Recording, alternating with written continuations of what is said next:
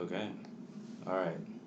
What's up with the Z? As in lazy, as in me. It's Lazy Kid here with the second episode of the Lazy Pod, featuring my special guest, Nobody, because I couldn't convince anyone to watch a Borat sequel. But we'll get into that later. This episode's going to be a lot quicker since it's just me, and I don't think everybody wants to just hear my voice all the time. That sounds weird. Um, but we are going to start the show off by getting into some news. And the first news I want to talk about is Uncharted. We got some we got some first official pictures of Tom Holland as Nathan Drake, or I guess we're going to call him Nate because he's younger, and that's what you do when you're younger. You use less letters in your name. We got a picture of Tom Holland as Nate Drake, and it looks almost spot on. I guess it's a live action interpretation, so his face isn't going to be like pinpoint accuracy to what the video game character looks like. But the outfit's perfect. He looks like he's great for the role. I've seen on the internet that a lot of people have problem with Mark Wahlberg as Sully, and to that I'd like to say, yeah, agreed, sure, very much the same. And why? Overall, is my final thoughts on that. Um, Not only do I not think he fits the character in portrayal or just like looks, looks was my second point. So then just as far as performance wise, he's not Sully from those games. And I've only I think played two out of the four. But like Sully's one of those memorable sidekicks that you just know is like Nate and Sully. Like you just know him, and Mark Wahlberg isn't that at all. And I also don't see him like every time he's in a movie where he's supposed to be a mentor to a younger actor or a younger child pretending to be, or like a younger actor pretending to be a child or whatever, it never comes across as like genuine, and it always feels weird and like he's the person trying the hardest in the scene to interact with another human being. Like Instant Family's fine, but like his interaction with those kids is not the best part of that movie. Um, in Transformers 3, 4, 5, well, 4 and 5, when he has young girls that he's supposed to be mentoring over or whatever. And in Transformers 4, when he and Kyle Rayner are teaming up against Autobots or whatever, that's just bad action chemistry. So, like, I guess there's pain and gain when you have him versus The Rock, but that's just like The Rock's charisma can work with literally anybody. Um, and the other guys where you have Mark Wahlberg, Will Ferrell's carrying that movie, and Mark Wahlberg is like every time I see Mark Wahlberg paired with somebody else, it's usually the other person's better, and I trust Tom Holland to be better than Mark Wahlberg. That's not at all an issue. I just wish they would have given us a little bit more, like a different option, so that we had that banter, we had that chemistry. Because it's the failure of all these video game movies, and I'm gonna say it right now, is that Sully's gonna feel like some sort of action trope, and it's gonna ruin everything, honestly.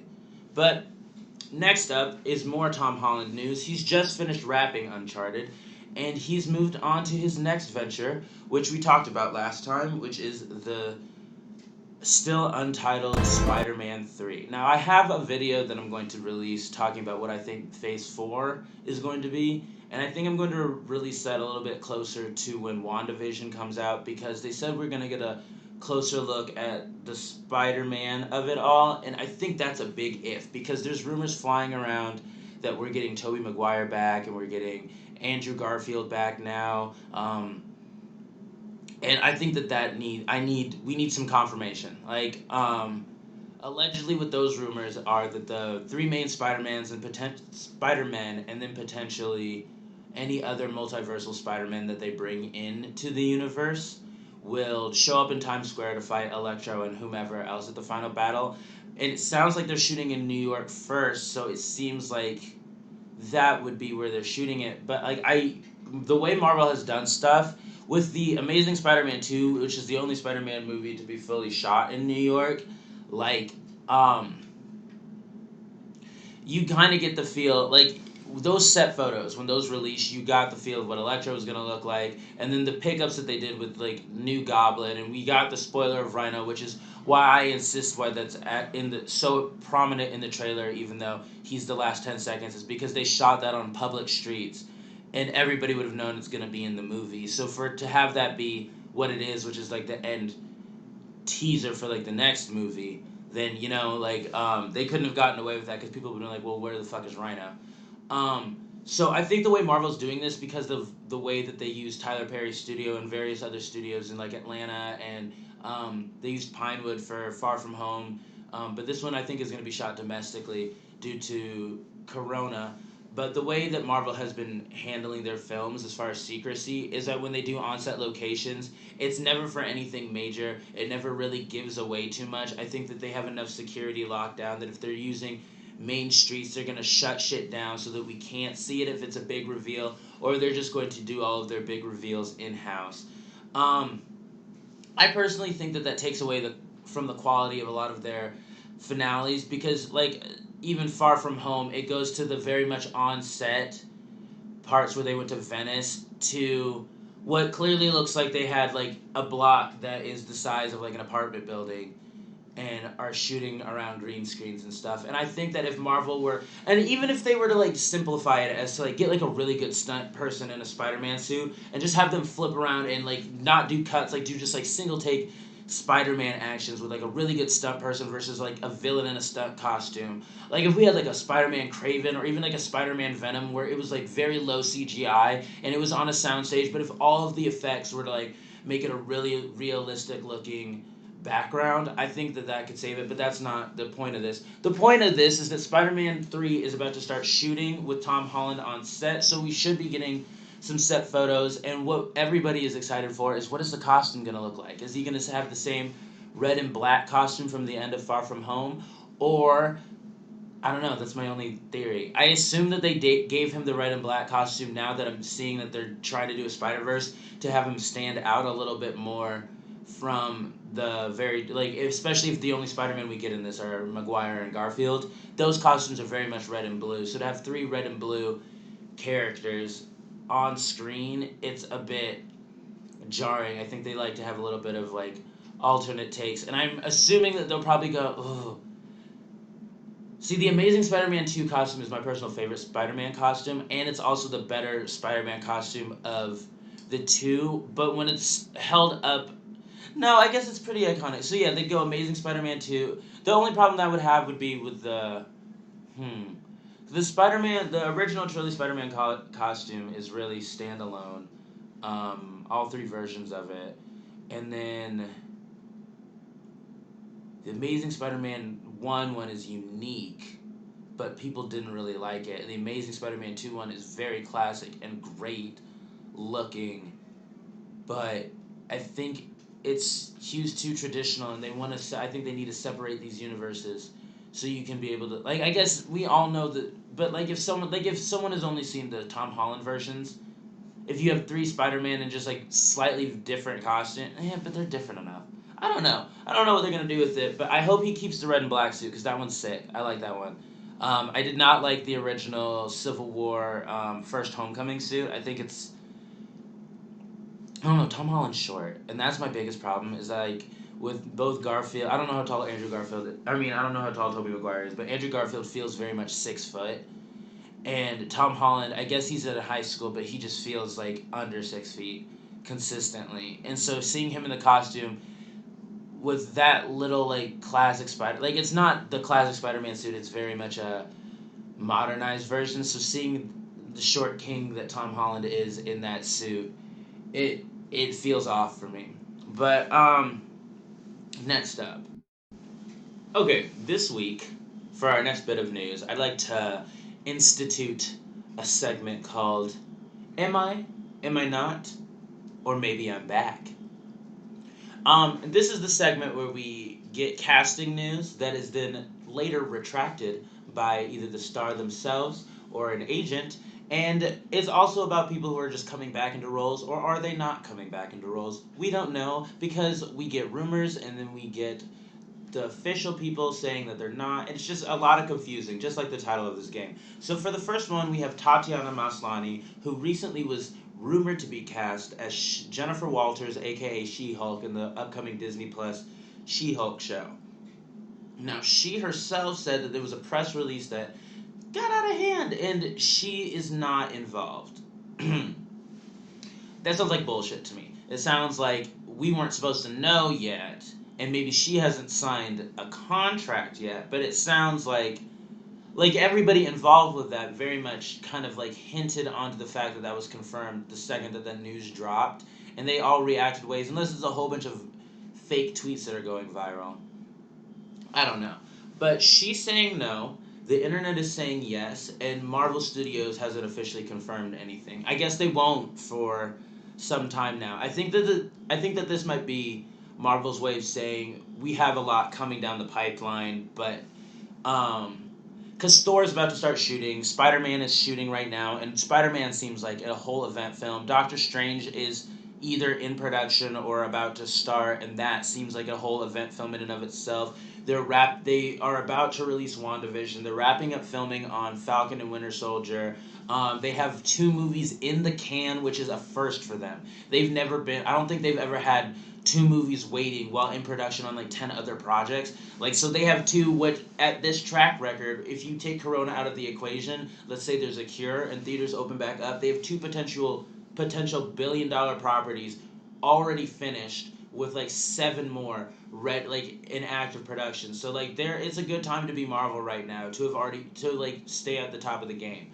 But I don't think that they're gonna confirm that she's She-Hulk yet until we get a better shape of where this universe is going. I think that to introduce a character like that when we're getting bombarded, because the characters we were supposed to start with Black Widow and then get Falcon and Winter Soldier and then get WandaVision. So we were supposed to start Phase 4 with 3 characters that we knew, and then Eternals would be the most new thing we were getting. Then the following year was supposed to be Spider-Man and Doctor Strange, and then we were going to get maybe Ms. Marvel, maybe something else, and then Shang-Chi. But like, it's been spaced out in a way that now, well, because of Corona now, we're getting a whole bunch of introductions, and whereas I think Marvel would probably want to start shooting She-Hulk right away and have another project in the can, especially something that they could just throw out on Disney Plus.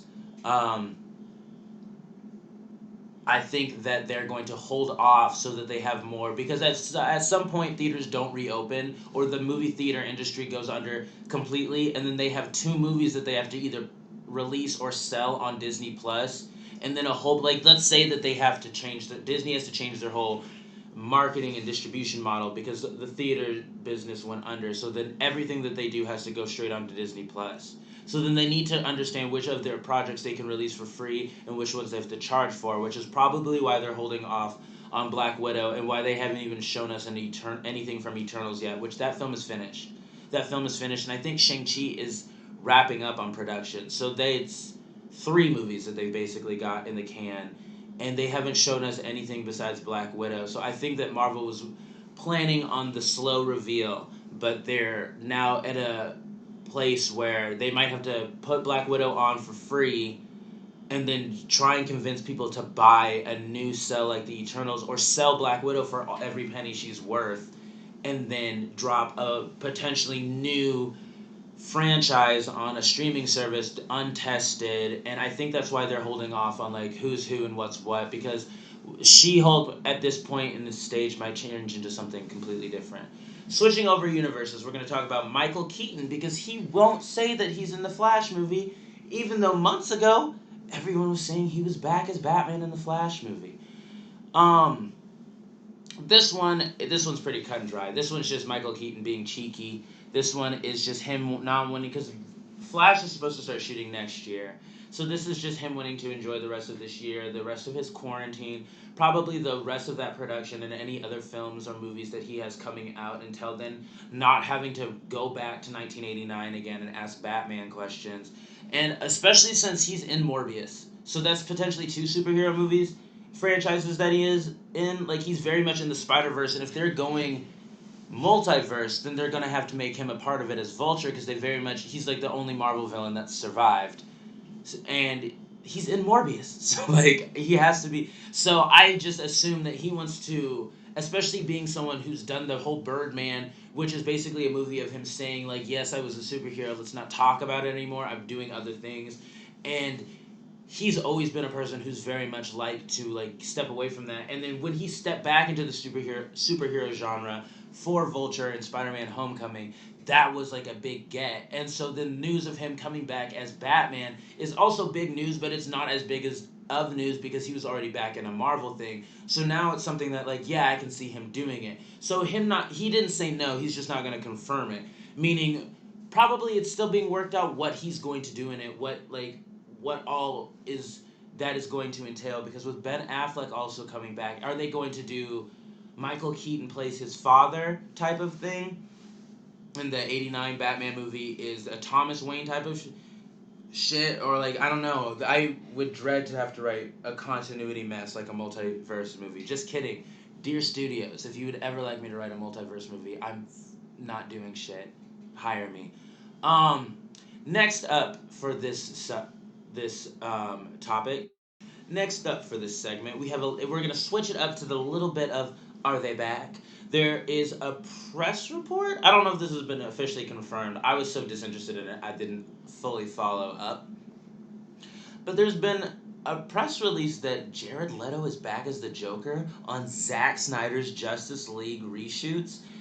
That's interesting. That's super interesting. Going back to the same topic and sticking with DC, Zack Snyder said about a month ago that certain cast members were going to come back for reshoots. He included Henry Cavill in that list, and Henry Cavill said, nah, bro, it's not me. But allegedly, Ray Fisher, even though he's currently at Cyber War with Warner Brothers over his mistreatment by Joss Whedon, I believe it. I stand with Ray Fisher. Hashtag Borg life. He's currently at war with Warner Brothers, but allegedly he's back on set for the Justice League reshoots, as well as Ben Affleck. I think that like my biggest question is with Ben Affleck is he just in the padded bat suit for these, or are they going to put him in a padded regular suit? Because Ben Affleck got jacked for Batman's versus Superman, but did not get jacked allegedly or as jacked for certain parts of Justice League. And I just watched an Omaze trailer he did with Matt Damon where they make fun of him for losing his job to Robert Pattinson. And Ben Affleck looks very much like a father. Like he has a dad bod. It's cute on him. It's great. It's whatever. I don't need Batman to be ripped. Like, you know? I mean, I do. Like, that's absolutely. But like the suit can be, and we can just shove him in there. Jack Black was gonna be Green Lantern, and they were serious about that. So I don't like he's tall enough, he like has the body type enough that like a padded suit would do the job, or like a filled out suit would sell the image for me. He doesn't have to be doing CrossFit anyway. And most of this movie's shot, so these are all just reshoots. So I'm assuming it's like I don't think he's gonna probably be filming action scenes or anything. I just assume it's gonna be like dialogue scenes. So yeah, probably just like we're not gonna get no shirtless Affleck. Anyway, Jared Leto back. I'm very much excited to see Batfleck versus Leto Joker because we never got a dialogue scene between the two of them. I want to see how Zack Snyder would write that scene because he's not known for his writing. But like I want to see it. I really am excited for that. We haven't gotten any confirmation from him. He's also in Morbius with Keaton. They're Marvel DC bros at the moment. I don't know. It just seems exciting. It just seems like a promise that we never got being fulfilled.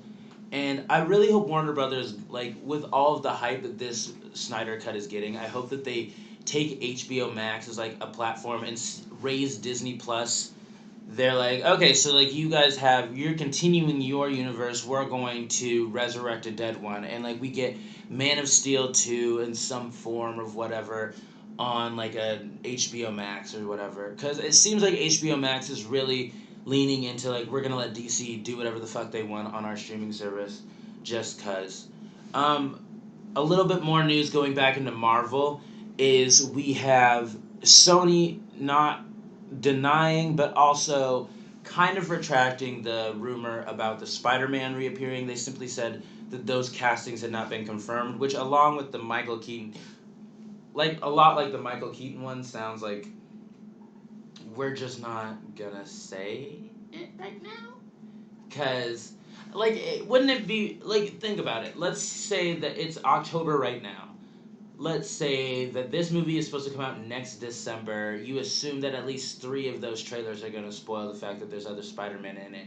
But do you know how upsetting it would be to know now who is going to be in it or doing what or anything like that or to what context. So I know Marvel's going to ruin it in a trailer because that's what they do. They don't understand that if you put Spider-Man on anything, it will sell at least pretty well, you know? And then the last one made $1 billion, so people are loving the fuck out of Tom Holland. International super sensation Tom Holland is Spider-Man. Everyone will see it. You don't need to say we're bringing back the other ones. You don't need to show that. You need to have us be in there December 16th, 2021, and have Tobey Maguire just show up out of a portal for no motherfucking reason. And Andrew Garfield being like, I'm here too, guys. Look at me. I'm taller than all of you. And just have everybody like bask in that moment. Cause I remember I remember the first Avengers. Like there was I don't know. I wasn't into as much of like the news or like what's gonna happen here or this or that or the third or all that stuff. So like just every character showing up, the crowd just went wild. Like there was cheers and every character got like an intro like they were on a sitcom for whatever. And it was because it was the first time we'd seen them all on screen together and like the trailers didn't ruin the fact because you knew that they were going to be together. Unless this one's called and they're doing the home thing. There's no way I don't know. Like I'm assuming it's going to be called Homesick and he's going to be a different dimension. So if they set that up and that's multiple and that's the whole movie is him hopping dimension to dimension, reality to reality, then fine, you can put it in the trailer because then Tobey Maguire and Andrew Garfield are probably not going to be the biggest highlights of that. I'm talking a lot about Spider-Man. That's why I really wanted to. I have a whole video where I just was like, I can't keep recording this because we're at 30 minutes and I'm 3 movies in it and I've talked about an hour for what I think Spider-Man 3 is going to be. I'm excited about it, guys. I think we're about halfway through of this quote-unquote short show. But now I want to talk about a movie review that I decided to review last night. Amazon Prime is streaming Borat subsequent movie film, or Borat 2 if you're not quick with the tongue. It's out now. It premiered today as of recording this, so Friday, November, or whatever month this is, Friday, October 23rd. And I'd like to very much review it.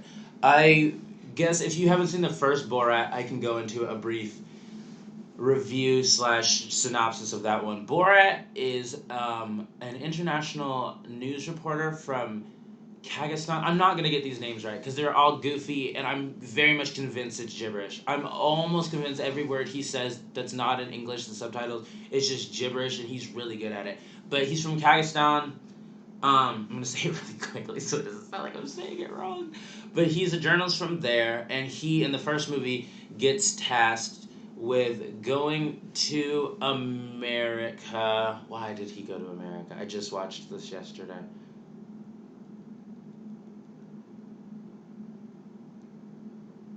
I don't remember what his reason for originally going to America. I think it's just to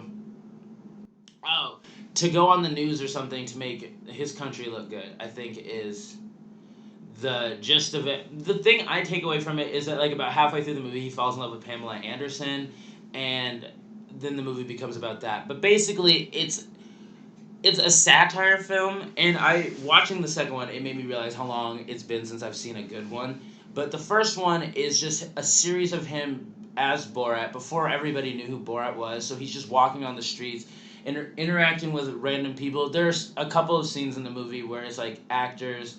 You can kind of get the feel because people are like way more energetic or into the scene than the rest of the people. But like it's a lot of him it's like a Jackass style prank show where he's this really controversial character from a different country who's just trying to fit in America. And you see a whole bunch of scenes of him in costume and it's filmed like a documentary.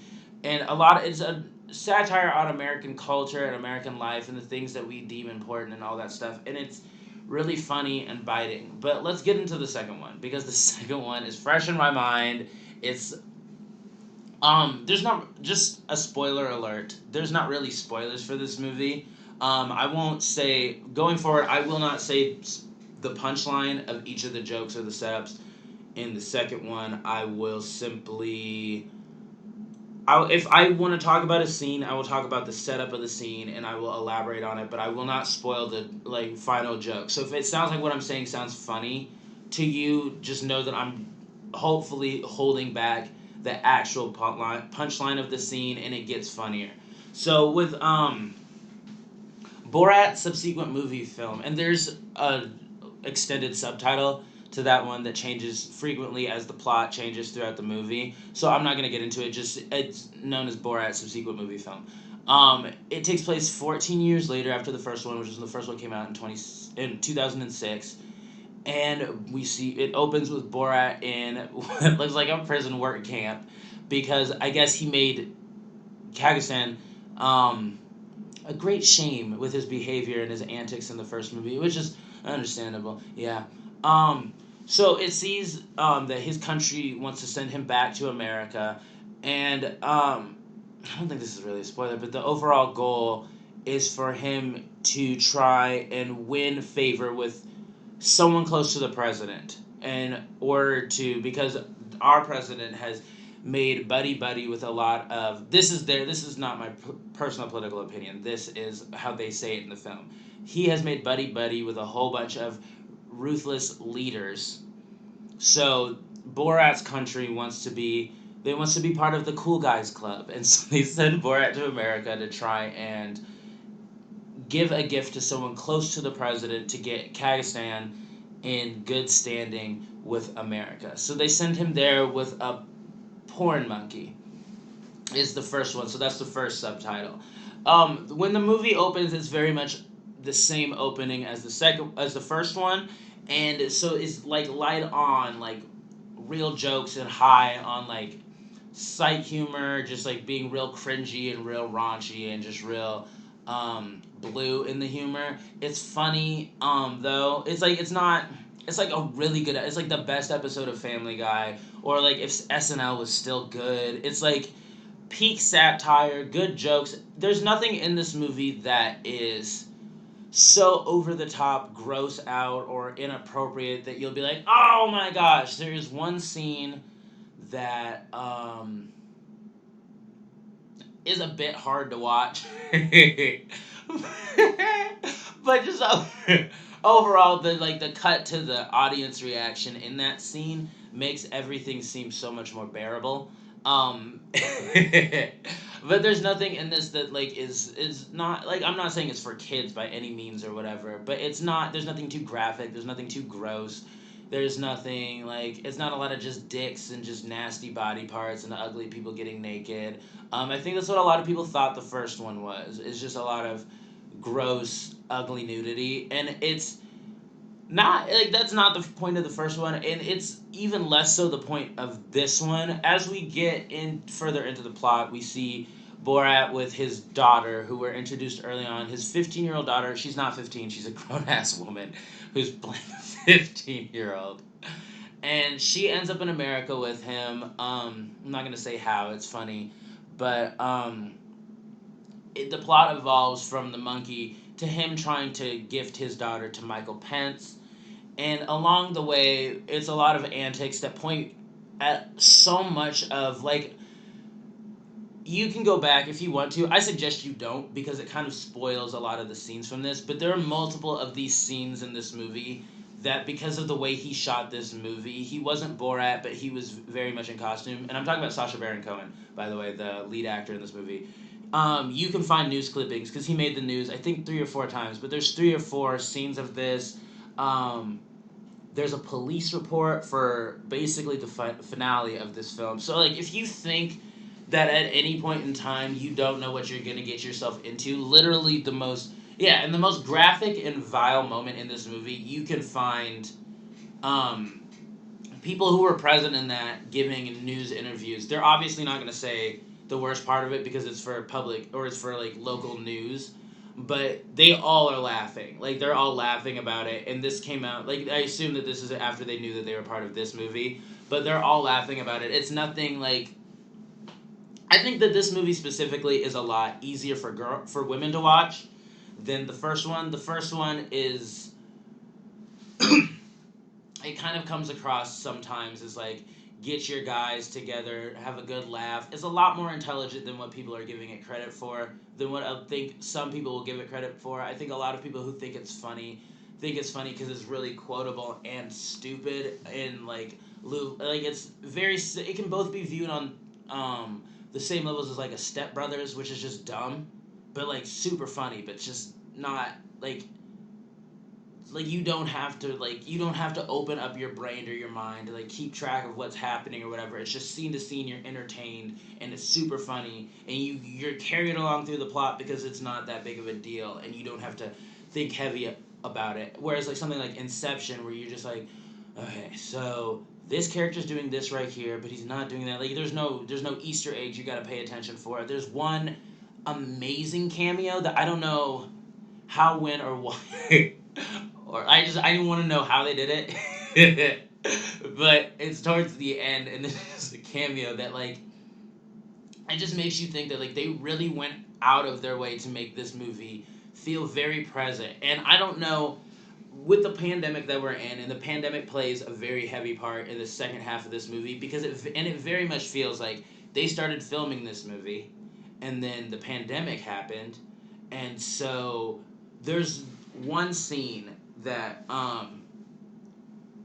it feels like there's a scene in the first one where it's like, okay, clearly this was like how they were going to get from point A to point B, and they got actors in here to show the worst side of a group of people that probably wouldn't be this way on camera, and it's clearly actors. I'm talking.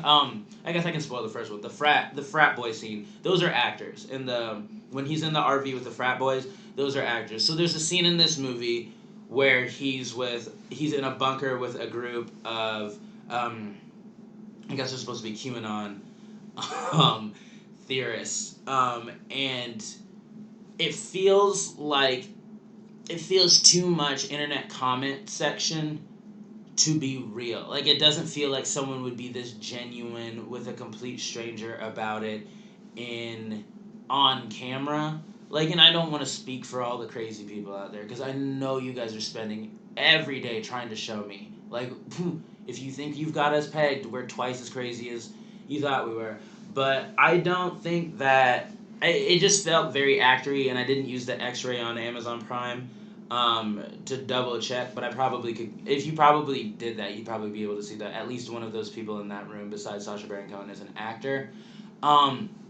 But then from then on, the situations he's put himself in are very much, it's a satire of how some of this country has handled the coronavirus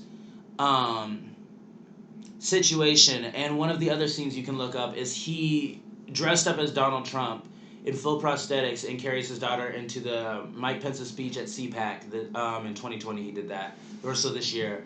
And that made the news. I remember hearing about that. And so that scene, it's very cut well to like describe that like the rest of this movie is about the coronavirus until it's not, which is and I don't know how much I want to get into the very end of this movie because it's only an hour and a half. It's a real quick watch. Like even if you don't feel like it's a good laugh and it's SNL is the exact same length, and this is 110% better than the last 12 to 15 seasons of SNL. So, I think it's at least worth a watch, even if this isn't your type of humor, or you don't particularly find it funny, or let me not get too political, but if you don't agree with the political stance that this film is taking, then you shouldn't have liked the first one, except for, I can think of, you just like the sarcastic racism that's in the first one. That's what you liked about the first one. If you don't like this one, but you like the first one, then you are part of the problem that this movie is talking about.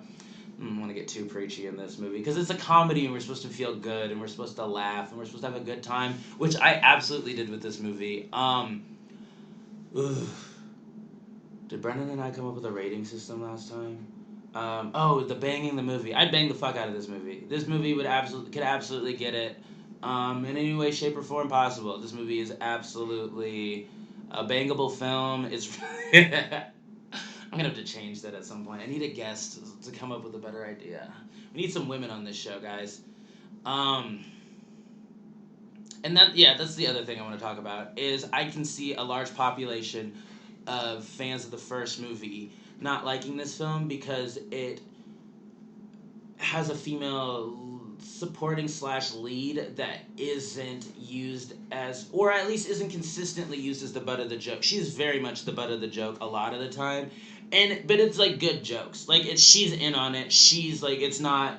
There's not. It doesn't feel sexist. And whereas in the first movie, it felt like a lot of the treatment of women was a tad bit sexist. And it's not that it's not funny in the first one, because the point is like, can you believe how sexist this man is being in public, and people just don't have a problem with it? So like that's the joke. It just felt like maybe a woman wasn't in on it in the first. Like if a woman would have been in some of the situations Borat is in the first one where he's saying things, she probably wouldn't have been on board. Whereas this one, she's on board with, and also kind of leads a lot of the outrageous, mundane, ridiculous. Mundane's the wrong word. Banal, crazy, just the bullshit that Borat and just like a lot of the men insinuate about women, and her whole arc, the daughter's whole arc, is to grow out of that. And I think that that might be a problem with people who like to claim that women are ruining Hollywood and that feminism and I hated female Ghostbusters or whatever the fuck bullshit. And for those of you, just shut this movie off about halfway through. You'll still get plenty of good laughs, but shut it off halfway through if you don't like women. I don't understand why you don't like women. They're great, but I feel like that would be the only complaint. So if you hate women, the second half of this movie might not be for you. But even then, she's not, like, it's a different kind of woman. But it's, for those of you who just like to laugh, this movie's absolutely for you. For those of you who are aware of the state that our country's in, this movie is a really good, just like, breather. It's on a South Park when South Park still packed a political punch level. It's absolutely the best satire I've ever seen. Would bang this movie. And I don't know how I usually wrap these up. I've done this surprisingly in like one take. And I'm not going to cut out my ums because they haven't been stupid like they usually are. So I just want to say thank you guys for listening. Make sure you like and subscribe. I should have some more Among Us gameplay coming up later. I'm really getting into that game. If you guys would like to play it with me at any point in time, just drop some comments down below and I'll set up like a Discord server or something like that. Anyway, thanks lazy people. This has been episode 2 of the Lazy Pod. Bye.